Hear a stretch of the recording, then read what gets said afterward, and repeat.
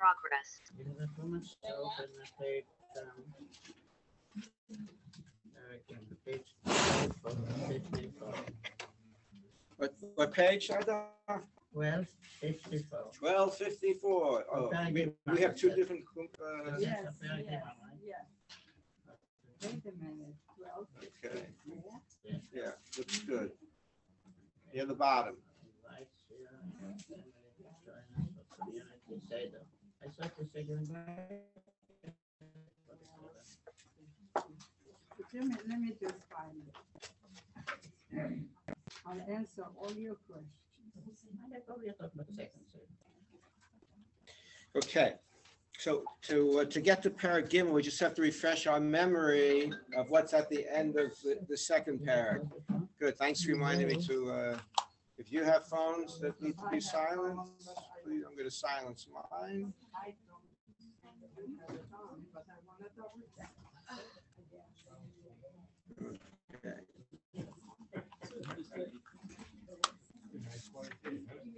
So the end of Parag Bet.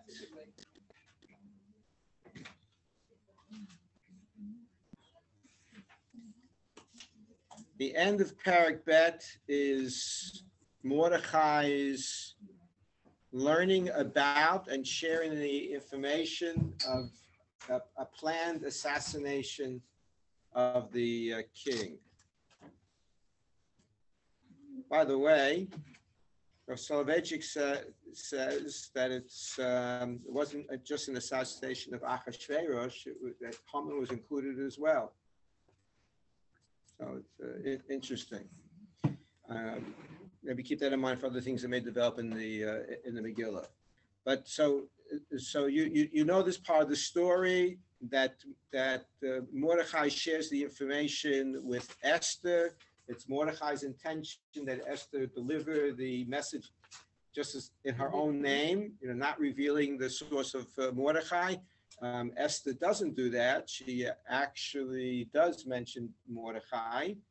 One of the questions that you could think about, and it will be important to us, and something else that we look at, is how much did it register with Achashverosh that Mordechai was involved, versus how much did it register with the king that Esther was really the main person here. But however it is,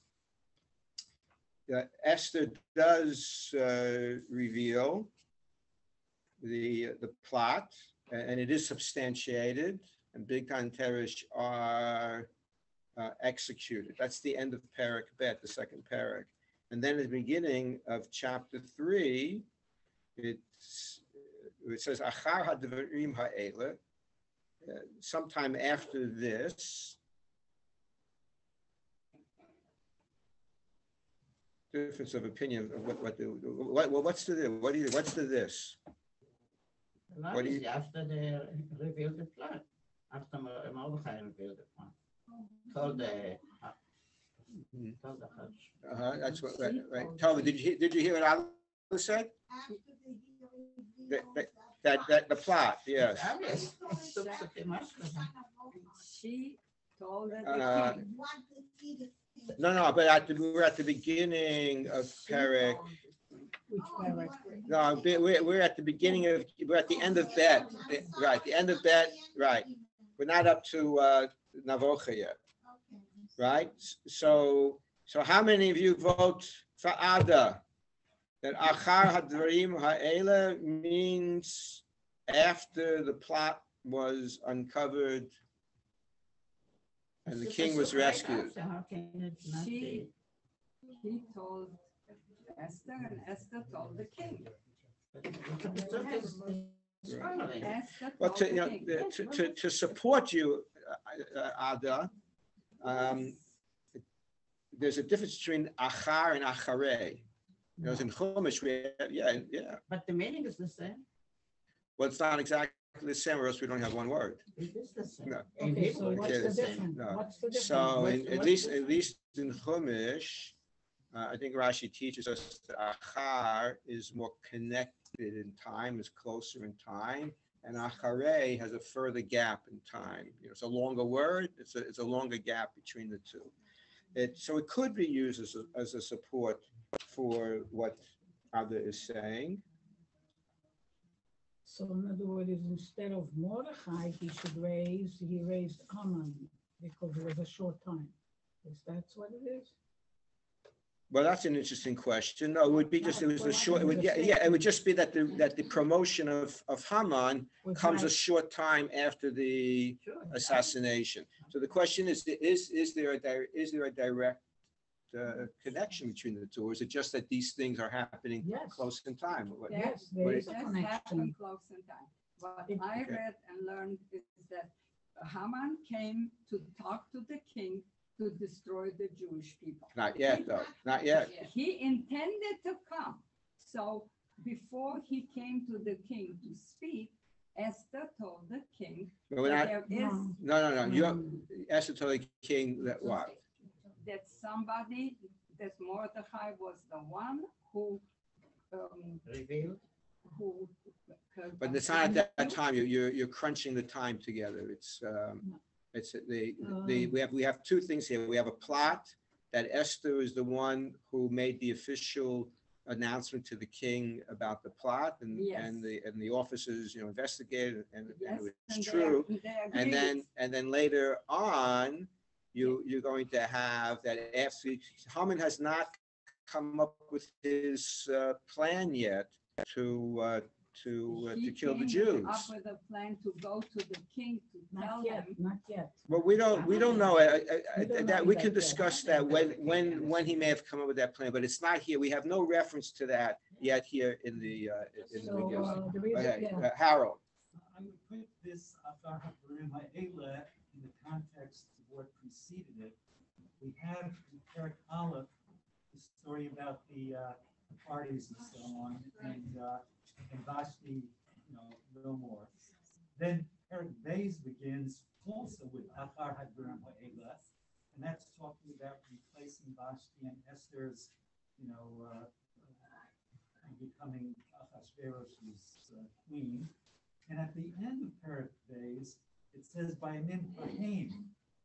In those days, apparently referring to the days with Esther assuming her position. And then Perek Gimel starts again with Achar HaDvarim Ha'ela. So it seems, at least in the context, that it's referring to both Esther becoming the queen and her revealing to Achashverosh what Mordecai related to her. Yeah, so it could be, yeah. Okay, I have a different thing. I don't have it here or whatever. That Achar HaDvarim Ha'ela means after Esther told Achashverosh that these two people were killed, and he killed them. In other words, Hashem made refuah lamaka.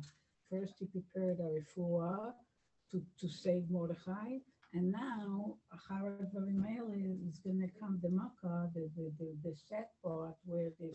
Right. Some unfortunately, particularly the Al-Sheikh speaks about that. Right? Somebody shared. Right. I mean, I definitely don't remember who, but they definitely say that. It may be what Margaret is saying, and we should keep in mind is that again Hashem's name is not mentioned even once in the Megillah, and this is a post-prophecy story, and this this would be closer to the way Hashem acts in this world, and Hashem elects. We only hope that Hashem continues to play this role of watching us, even though he's behind the curtain, so to say.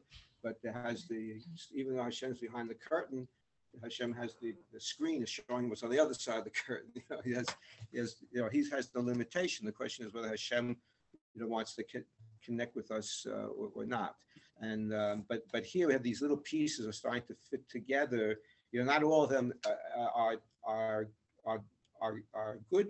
I mean, the fact that Haman was promoted is at least at first glance is not a good thing for the Jews. It turns out to be a very, very frightening, totally upheaval to the Jewish people. Now that may have had some good, but in and of itself, when you isolate it, that's not something that we really would look forward to having someone who hates Jews to become the prime minister, the second to the king, his confidant. It's not something that we normally would consider to be something that's good, but it's a piece in the puzzle. And ultimately, the puzzle's put together and it's solved and we're saved. So the end of the story is good, and it does happen in different stages. Okay. Anything else about the connection? Any other connection between the two stories? Karen. So we don't really know whether this was a position that was vacated, that was open, that he promoted him to, or whether he created the position for him. For Haman. Yeah, why did he raise them? Why did he make But them? maybe there's That's a a good question. connection in the sense that he saw that there was a threat and he thought that maybe Haman would look out for those threats. Yeah. The threat and whom? And again, it depends a little bit. Oh, What I'm going to say, you might be open to challenge, even though maybe it's actually the strong shot.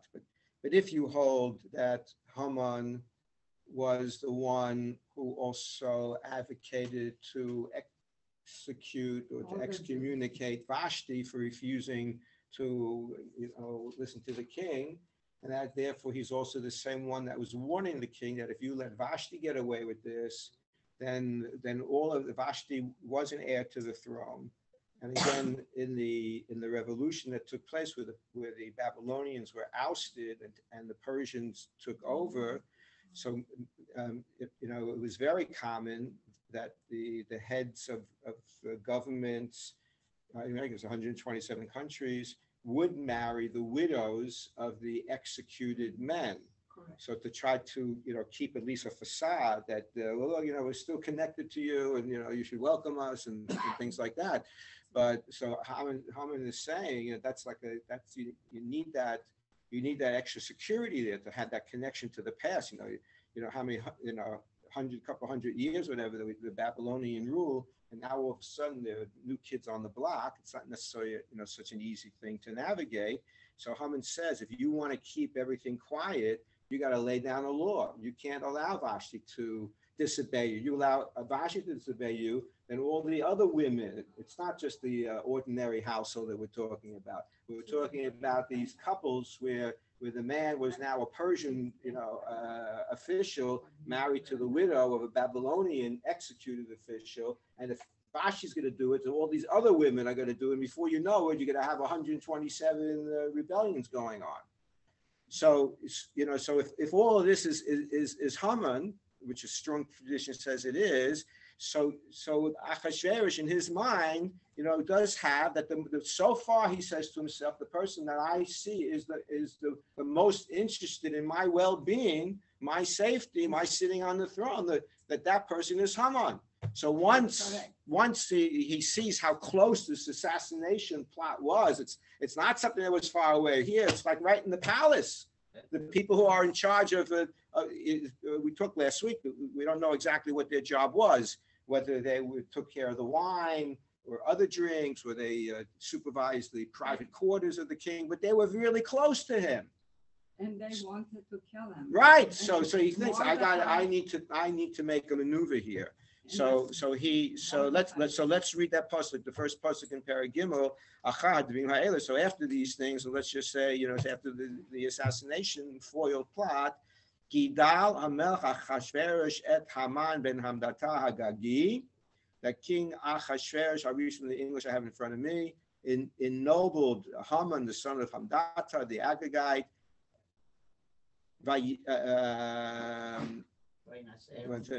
Vayinasehu, and he promoted him. Vayasem et kiso me'al kol asrim asher ito, and he placed his chair, meaning not just with a physical place might have been, but it was a sign of the importance. So he made it clear that Haman, of all the officers, he was the most important officer, meaning that he was next to only the king. Okay. So any question on this pasuk? Is that a question on the pasuk? Well, yeah. Okay. Okay. Do you remember that he told us about the parish? Forgive me, I don't remember the name of the parish. that Haman was very angry when he actually woke up sober because That Ahasuerus was angry. That's what I said. Yeah. Oh my God, there goes. That's he got Vashti killed. Now Haman is the one that came up with that fantastic idea. So why would the Hashverosh promote the guy who Right. caused them so much aggravation? So when I said before, first we have Dr. Newstein, yeah, and Newman, huh? Neufeld, I'm sorry, thank you, Neufeld, and then Marilyn, but we're going to answer this. I was waiting to see if anybody was going to challenge me because I did share something I think it was last week or the first week, in that it's the answer to your question, but it weakens a little bit of the connection that we made here, but it's okay. Is that Haman was such a conniver. Oh, yeah. That while he was the one who advocated for Vashti's execution, but he denied it, and he was so convincing in his denial, and he blamed it on all the others that even when the others tried to defend themselves, they couldn't. There was something about Haman's personality, and whatever he would do, whatever show he was putting on, for the king. That he just the king just like cemented with him and accepted what he had to say. Dr. Neufeld. Where does Haman come into the picture before this? He just seems to pop up right here. Right. So we see that there are names that are similar to his at the beginning of the Megillah. So no, but his mentioned here. Yeah. So second. That's not his question. His question is already mentioned before.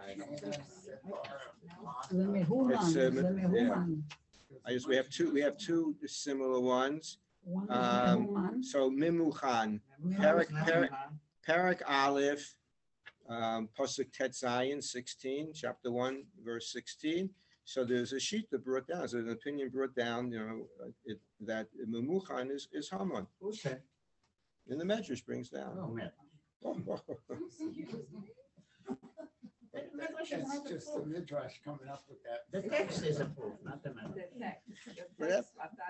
You have to have respect for the Medrash, and the Medrash, in our for sure we understand some Chumash that the Chumash is not a history book. This is not a history book here either, even though we're talking about history. But if the Chumash, for example, was a history book, it would be at least as thick as this room is long. And there are a lot of things that are left out, and we would ask questions, well, this or that, and the Medrash comes and one of its roles is to fill in what's between the lines, what the Chumash didn't tell us, to try to fill in between the lines. Very often in the Medrash, there are differences of opinion. So obviously it's not so black and white. Other times the Medrash is coming to make it clear what the moral message is of events. But so one can't, just totally dismiss, the Medrash. And we know that we have, a lot of oral history as a nation. So there are certain understandings that are passed down from generation to another. So whether or not we want to argue against the Medrash, accept the Medrash, but it has to be treated with tremendous respect of why it says it. But Haman is such an important person that if it would be Haman, why does it say Memuchan? Sometimes as you get more important, you change your name. Okay, so what's Wait, I'm going to go in order. Marilyn. That was my question. Why at 3:1 is all of a sudden he's called Haman? Why the change of the attitude? And he's also called the Agagite. It's being established something completely different all of a sudden. So I'll try to answer the first, you try to answer the second. What about So listen, if wait, just a minute, I'll give you next. It could be that calling Haman here in this pasuk of his promotion is that because the pasuk is just about ready to tell us that he was promoted, so his, maybe even the king advised him to change his name. We'll take a look why. It's very for one- formal. It's very formal all of a sudden. And that he's not just one of the bunch. Well, I don't know about the formality per se, but he's actually a main topic of discussion. That's right. He's not part of the council. He's being separated and being put above any Right. councils that exist. Yeah, that's for sure. Now, what was the second question that I wanted you to answer? Oh, Agag. So Agag is important to us because Agag is a descendant of Amalek. So we're Right. being told here that this Haman already, Agag the text came is from- giving us, information that's going to help us understand how the story proceeds. Is that he obviously it has a certain element of his ancestor Amalek, who had no reason at all to attack So the Jews. it's establishing he's anti-Semitic to an extent, and that the king is agreeing, otherwise he wouldn't be promoted. Well, we have to discuss that point also. Margaret, Okay, so in Pasuk Yud, it says. in Perek Gimel, In Perek, no. Perek Bet, Perek Aleph. ביום השביעי, בתור לב מלך ביין, ויאמר למהומן. Right, so that's another name. That's why I was looking Another name for the for possible. Haman. Not necessarily. That could have been two different It people, says possibly. Mehuman Vaizata, Right, that's his but- youngest son. Right, but I think it's Memuchan. I Harona, think it's his oldest son. But He's we in have the we name have of his those we son. have those two names, but I think Mehuman is not him? it's Memuchan, I believe. Mehuman, it Is says. Haman. Mehuman. It's a different. Okay, So fine. okay, let's go so back. now we're left though with a question, or at least I asked you if you had any other questions about the pasuk. So I'm going to ask you the question: why do we need three different terms to describe Haman's promotion? Right? It says.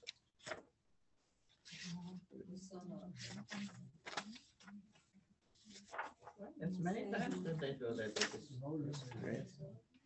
Give us yichus. All of a sudden, it's okay to have more words. No.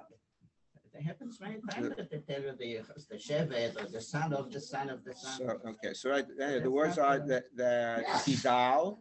So he made him bigger, so it's a kind of promotion. Vayinasehu, that's already had that, not so, means not just to carry, but, to be uplifted, ki tisat, and, so, and then he placed his chair even in a higher position. So why do we need all of these three things? To show you how important he became. He wasn't, it was a He big became very guy. important. So the Al-Shich says, is that Haman was like the youngest and the least experienced of all the advisors of the king, and that Achashverosh, I guess to his somewhat credit, understood that if you're going to take the office boy, the mailman, in the castle, and not that he was that low, but I'm just exaggerating. You take the mailman and make him the prime minister. You're going to have a lot of discord, unhappy people. And Achashverosh doesn't want unhappy people around him, really, because he fears for his life. So he said, so he did it slowly. So these are three different promotions that took place. First, he gave him a promotion. Then he made him, a special promotion by Nasehu, and then to put his chair of everybody else. So this was a process. It didn't happen overnight. But especially if we think of that, and we think about the fact that Haman was, a lower officer, the concept of changing his name, I think, would make a lot of sense. It's giving him a different prestige. It's even taking it away, even when the newspapers are going to say Haman, people are not going to think about Memuchan. They're not going to think about him as much. It's a PR campaign. Don't think of him when he was the freshman councilman, in the palace. This is our prime minister, or the man on the way up to being prime minister, and his name is Haman. Now, with all the glory that he has, He still hates the Jews. okay, so, Haman's position is being recognized in Pasuk Bet, the Chol Avdei HaMelech Asher B'Shar HaMelech, that all of the king's officers that were in this royal area are bowing to Haman. Ki chen tzivalo hamelech. That's what the king said. The king said, and you're gonna recognize the high position of Haman, and that means that when he's in your presence, you're going to bow to him. So, and people were doing that, and we know, except for one, and that's Mordechai, right? So, and it didn't happen just once, right? It happened on repeated times, and then so in Pasuk Hey 5. Vayar Haman ki ein Mordechai koreh u'mishtachaveh lo. That Haman saw that Mordechai was not kneeling or bowing down before him. And what comes after that? Vayimale Haman chema. Haman was filled with rage. Can you tell me in the Hebrew that's 3 words? So even in English, there, Haman filled rage. You have to leave out the preposition, but it's also a short phrase. But tell me more about this phrase. What? So, like, who was he angry at? The whole Jews, because Haman. If you read that pasuk, you would see that. Sure. Yes, Haman didn't want to bend to him. Who is Haman? He's a Jew. Mordechai. He's a Jew, so we'll destroy all the Jews, and he's going to be angry with it. We know this. We know the story that's where Haman comes from. But it's but it might be a little bit strange, truthfully. And even so, normally it would start maybe with rage against one person, and then go beyond. But the next pasuk tells us that it was beneath the dignity of Haman to get so upset just about one person, about Mordechai, even though he was a substantial person in the Jewish community. But it seemed to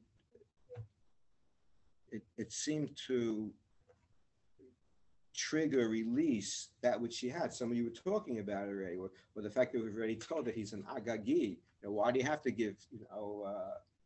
go back that far in his lineage? But so that when Mordechai violated, failed to give the respect that Haman felt he was entitled to, and the king did too, and everybody was doing it except for Mordechai. So that sort of opened up the floodgate to take out his hatred towards the Jewish people. Right. So he has to present his plan now, right? So before he presents the plan to the king, he's already moving ahead with it.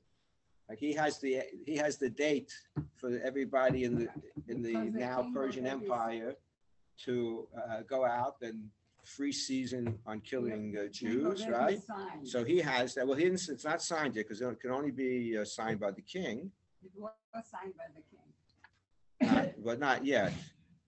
First Haman has all Haman did was in the comfort of his own living room.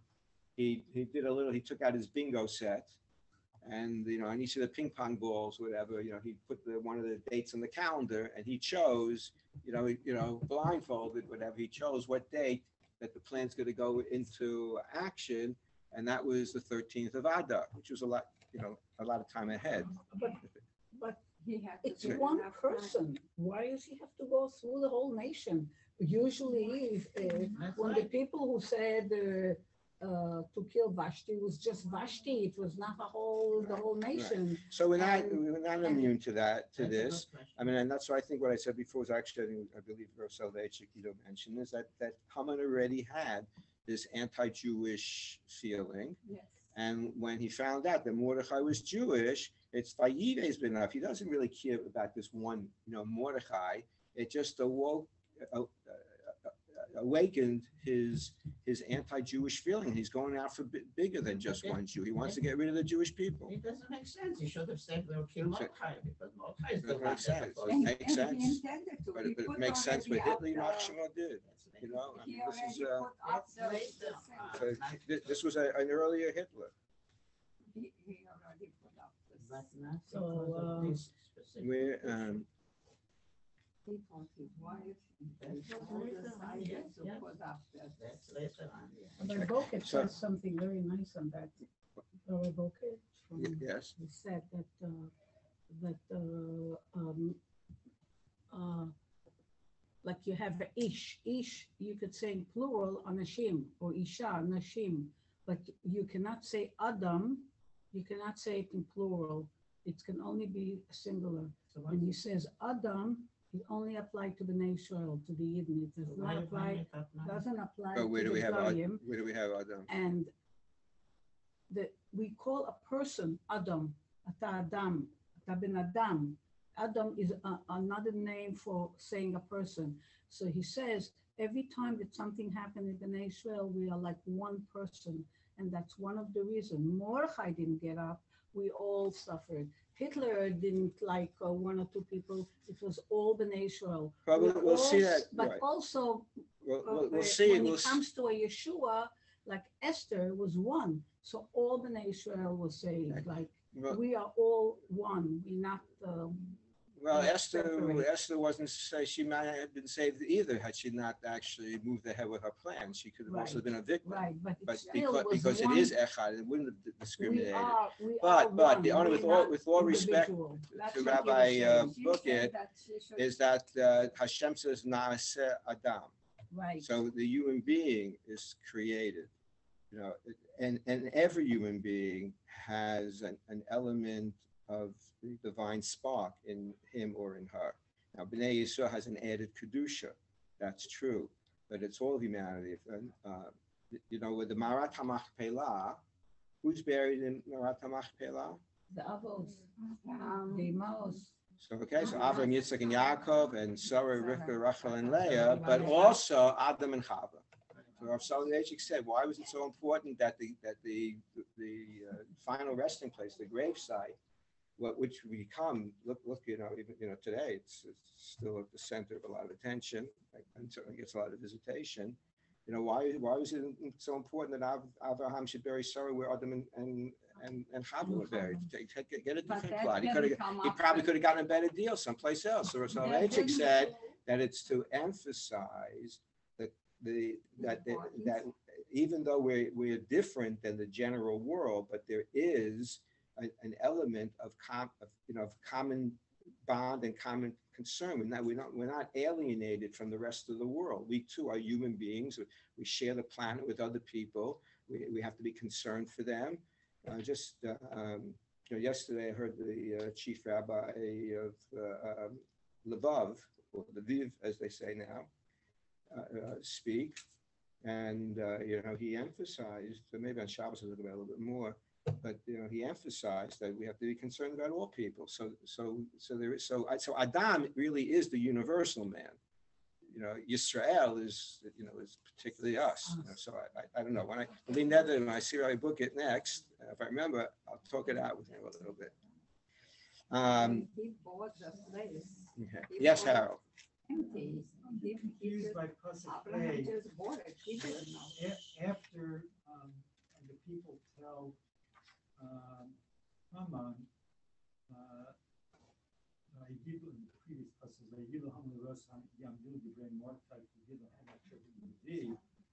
so it seems as though the people are telling Haman, that he's Jewish and that they want to see, what's going to happen. But if the next pasuk says, presumably he knows that already. Day after day. Well, and then it says by Malay Haman Chema. So it's two things. We don't really know how many people there were and how many columns there were. If somebody could be hidden from view, or if he just decided to ignore it, for the time being. But once somebody else points out some disrespect that's taking place, you can't, you really can't ignore it. I'm surprised it doesn't say they're referred to Mordecai as a Yehudi or something like that, because that's what's really irking Haman, isn't it? So interesting. But again, that phrase of Vayimalei Haman Chema, that he had this rage that filled him, but it doesn't tell us that it was against Mordecai. And we see, the next pasuk actually takes off the agenda that it was just Mordecai. He said it was like beneath him just to do something to Mordechai by himself.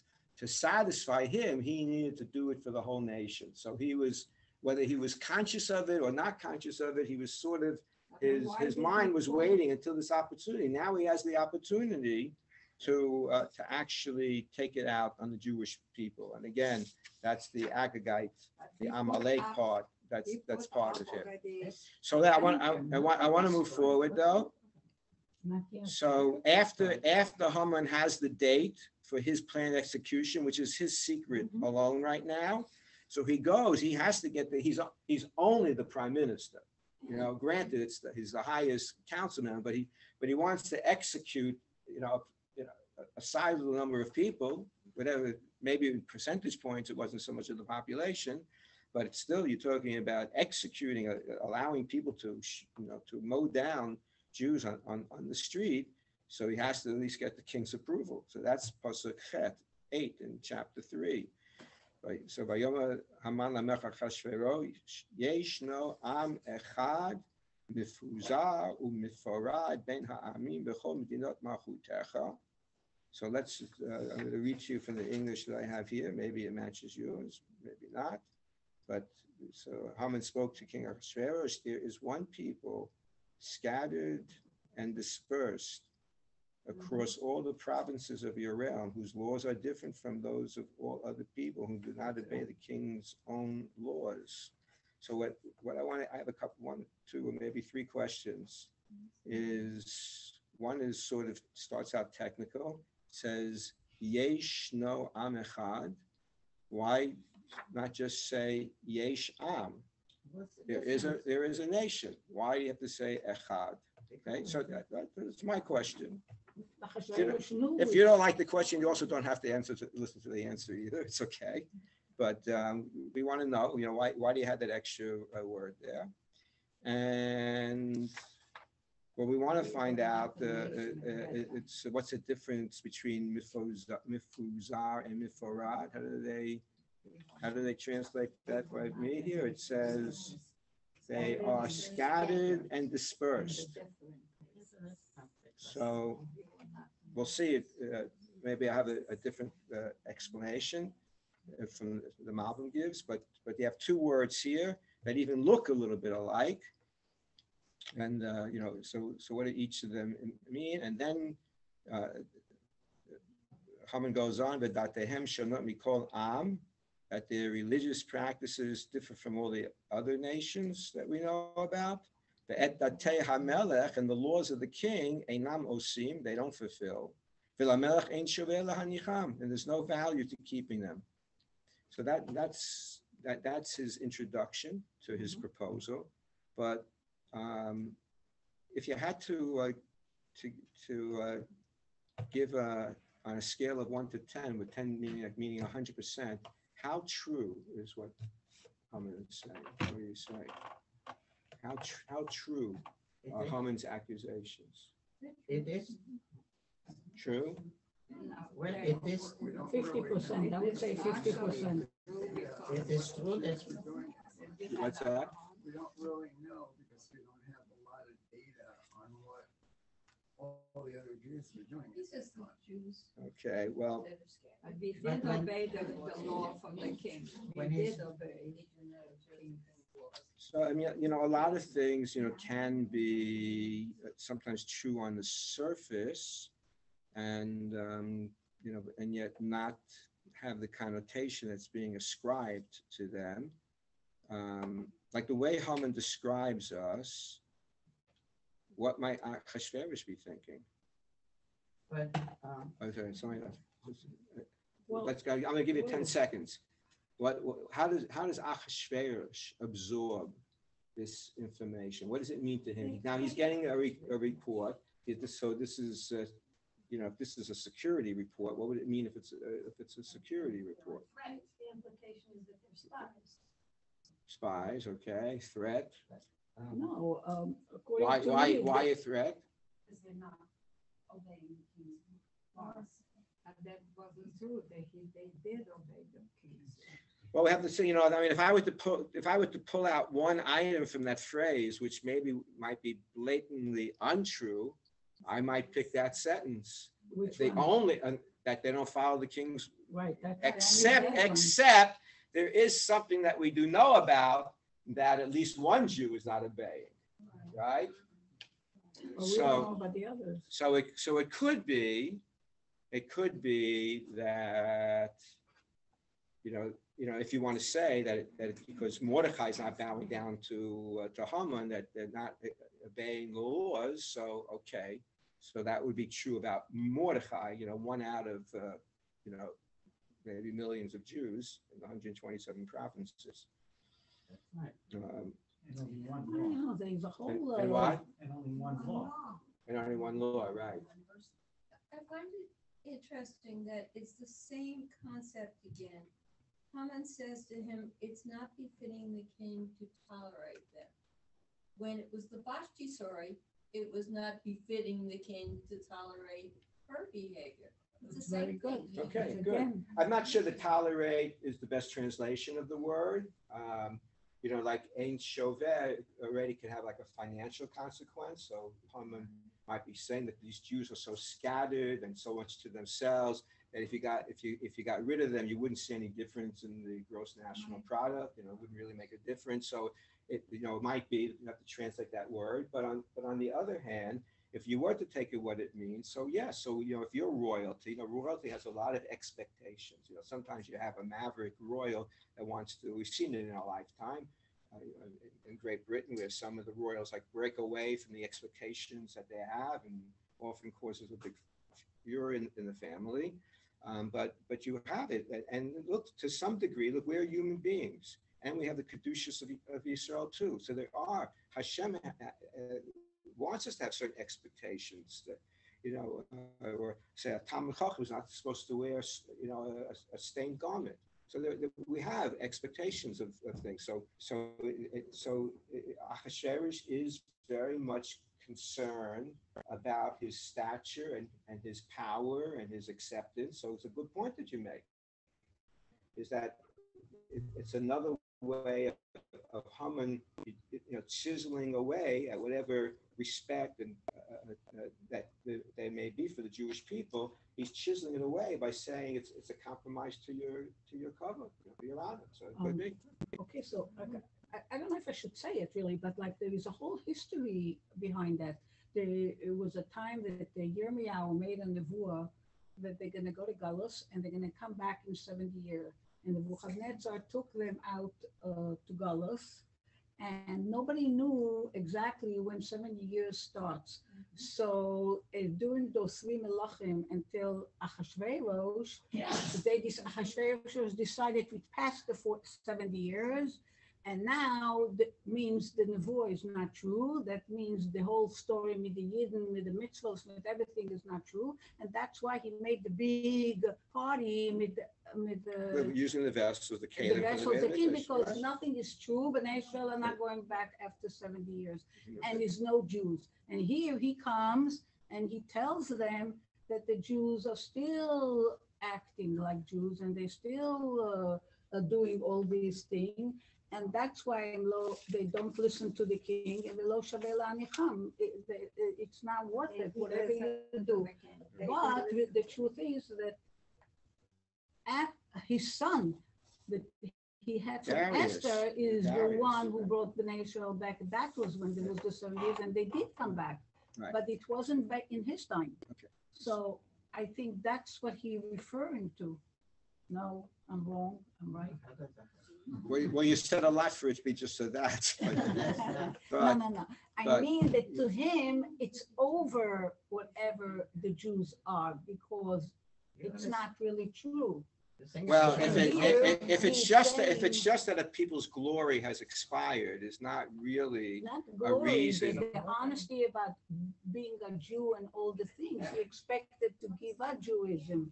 And here he's saying, where is it? If they have their own laws. Yes, they are keeping it. But I don't know, the Babylonians, I don't think we're necessarily interested in us giving up the religious battle. Really was like a Hanukkah battle, and there it was a religious battle because the the Greco-Syrians wanted the Jews to stay, but they wanted the Jews to practice the Greek culture because there was this contention between the Egyptian Empire and the Syrian Empire, and the Syrians practiced Greek culture, so they wanted the Jews to also be Greek, so that would be a marker that this land of Israel is a Greek culture, and it means it's part of the Syrian Empire, not the Egyptian Empire. So that's why they wanted, the religion. They wanted to obliterate really Jewish observance, but not the Jews necessarily. But here is again, just if we're just a defeated people, it's not necessarily a reason to execute us, to allow mass murder just because we're not at our glory, or even that we're observing different, we have a different religion, because there were 127 provinces they weren't all alike. So you have a lot of diversity. If anything, there's a lot of diversity. There's a lot of this kingdom. So all of a sudden, Haman's trying to put forward the recommendation that even though we're working with this diversity, we got to get rid of one people in this big diversity. That's really a big deal. So he's trying to present the Jewish people as being a threat. Remember that Achashverosh is very sensitive to threats. So if Haman is saying, what the problem is, you got these Jews are everywhere. They're scattered about.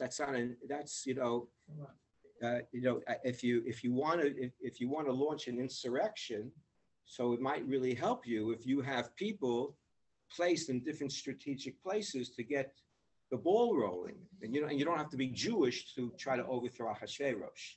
You just have to have someone. You have a small group of people that initiate rebellion, and then it spreads like fire. So they're scattered. The Malbim, I think, says that mifarad means that even when they're scattered, they stay to themselves. Wherever they are, that they have their own, they're separated, people, which to Haman, according to the Malbim, means that don't worry about, you're not going to miss them so much. It's not like they have important positions around, they keep to themselves and stuff like that. You don't want them because they could be a problem, but right now they're in their own little conclaves. You get rid of their conclaves. It's not going to make the money that he offered, which in the end the king doesn't accept. He offers for the cost of, you're going to have to give some ammunition to the people. Like not everybody owned their rifle and stuff with the best kind of killing equipment. So there would be expenses involved. So Haman said that he would cover the expenses, but Achashverosh, who wasn't a tzaddik either, in the end he passed over that. Rav Soloveitchik said that word echad, which I asked. And Rabbi Yasgur is commenting on it, means he asked also, is what, why just say Yesh Am? Why have to say Yesh Am Echad?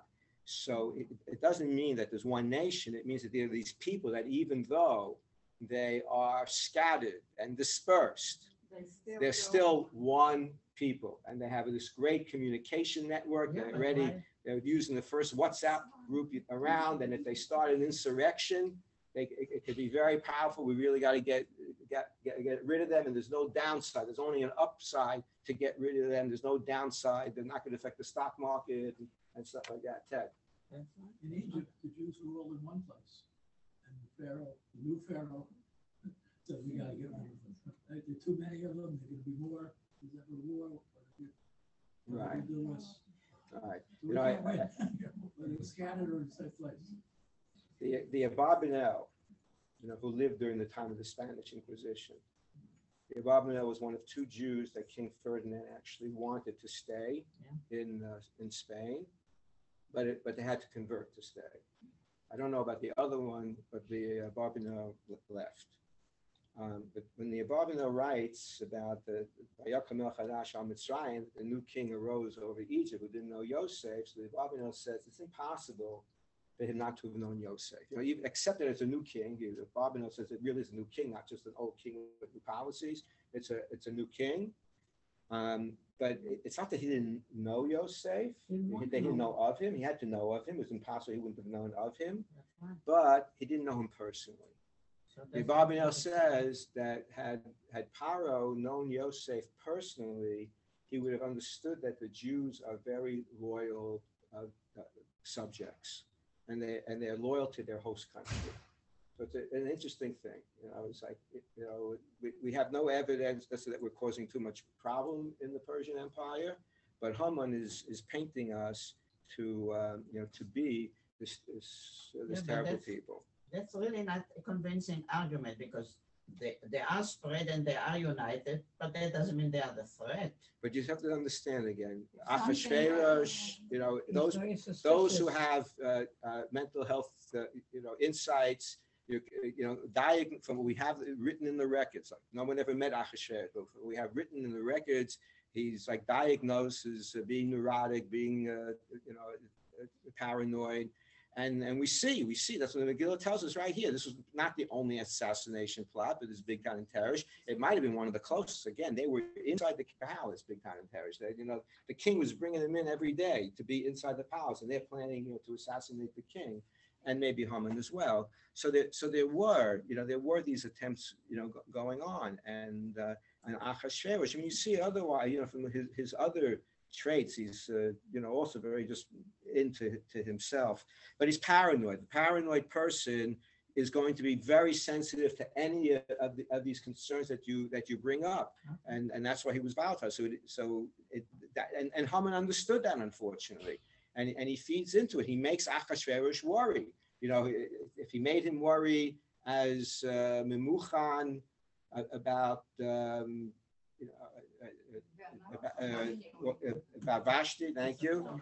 So now he's making the king being worried about the Jews and telling the king that there's no downside to it. By the way, just in the couple of minutes that we have, we said, like, is it really true that they don't listen to the laws of the king? So, I mean, if Haman wanted to, if he was referring to that they don't bow down to him, okay, so that part was true, but wouldn't fault Mordechai for not following that law.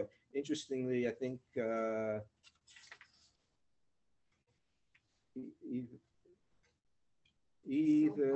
think it's it might be the Ralbag, either Ralbag or Rav Yosef Karo, that says that Haman was too embarrassed to tell the king they're not bowing down to me, because that compromises Haman's power as well. But Rashi says that the accusation was that they don't pay taxes. I would think that would not be true. That would have been a false accusation.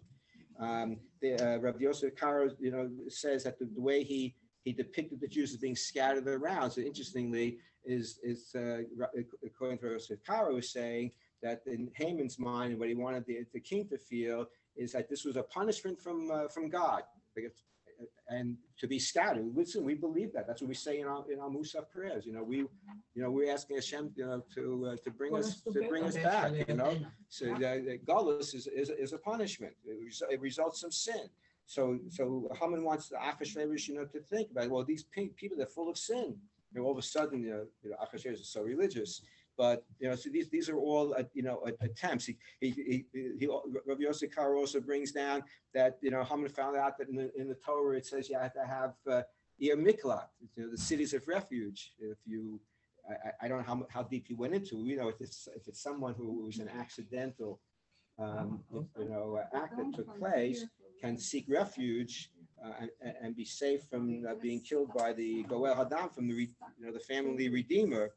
But Haman used it as saying, why do they need these cities? Because they're murderers. We need murderers in our kingdom, and the king. You want to have sharpshooters. Here in your kingdom. So he went through. He came up with all these reasons. It's a little bit like, maybe more than a little, when the Saha Ofer, the minister of the baking of Paro, was released from prison and restored, and then Paro has his dream, and none of the Egyptian advisors can interpret the dream to power satisfaction. Then the baker or the head baker, speaks up and says, what does he say? Na ivri evet l'sar tabachim, is it? So it calls Yosef a lad. Nobody too important. He's just a lad. Right? He's 30 years old at that point, but he's just a lad, and he's a Hebrew. And he's been working as a slave, here. So he's recommending him, but he's sort of saying, but don't keep him on staff. Just so people throw in. They try to be subtle sometimes about it, so it makes it seem that it's more objective. But so this is what Haman launched. But you see that after this, what happens right after this? We conclude. What happens after the king accepts Haman's proposition? He takes off his ring, and he needs the ring to sign so now Haman has the power to sign the decree, and supposedly he's keeping the ring right. He's keeping the ring right now. Later it's going to be passed to Mordechai near the end of the story. But so Haman scores really, really big here. He's the person most important to the king. The king feels he's the most loyal one, and and the way the miracle on the human level comes about is because that confidence is broken. There are two things that break that confidence. One, when Achashverosh realizes that Mordechai was never rewarded for saving his life, and the prime minister should have been on top of that. So that's number one. Achashverosh is, thinking, and he wants to take his life. And he saved the king's life, and he wasn't rewarded. So, and that should have been Haman's responsibility. And then the secondly is Esther does her own campaign. She does a very good job as painting Haman not having the king's issue, because she doesn't say, how could you let him kill all of our people? She says, if you would have made us into slaves, at least that would make sense. You get all this free labor. So this guy's not interested in you. So that's how Esther brings down Haman. Haman is up here, and Esther brings him down. Okay, you should have a good day, good Shabbos, and looking a little bit ahead of Freilich Torah. This is my my last of the textual classes for the season. But on March 31st, will be giving the annual Get Your Kitchen Ready for Pesach class. Get your kitchen ready for Pesach. I don't, because I'm not going to be here. Okay. We will say just to sell the chametz, and I don't even understand why you sell the chametz when you're not here. Because you own it. Doesn't make you own chametz anywhere in the world. You don't have to be with it. The Chumash prohibits owning chametz. Oh, I see. Okay, so that's okay.